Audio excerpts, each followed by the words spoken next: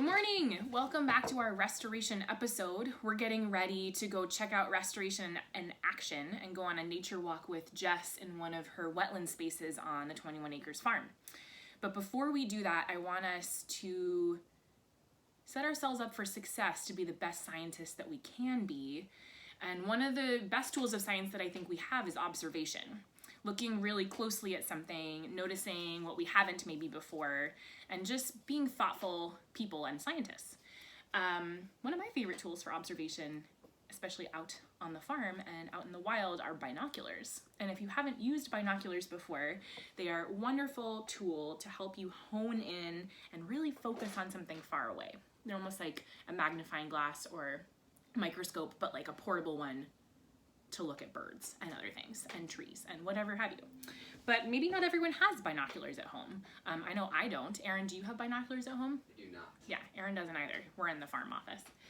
So I'm here to tell you that you can actually make binoculars at home using 2 toilet paper rolls. So if you've got some toilet paper rolls stashed away, because now is the time for that, you're gonna need 2 of those. You're gonna need some string or twine, something to glue with or tape with, and maybe a pair of scissors. So you're gonna take your 2 toilet paper rolls and you're gonna hot glue them, or tape or regular glue, whatever you've got, being very careful because these things can burn. I'm gonna glue them together, and look, that's the basis for my binoculars. And then if you wanna get fancy, you can hole punch or with scissors create little holes on the sides, and you can attach some string or twine. You do you, maybe a piece of fabric, whatever is gonna feel comfy on your neck. See how I'm just attaching this? I'm gonna tie it, and ta-da! Look, now you have binoculars that can go around your neck. Now, these are perfectly functional, but some of us might wanna get a little fancy with it.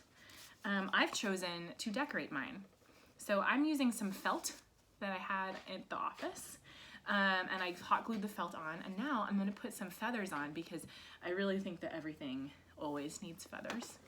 I'm gonna disguise it as a bird, so maybe we'll see more birds out there. And here are my binoculars.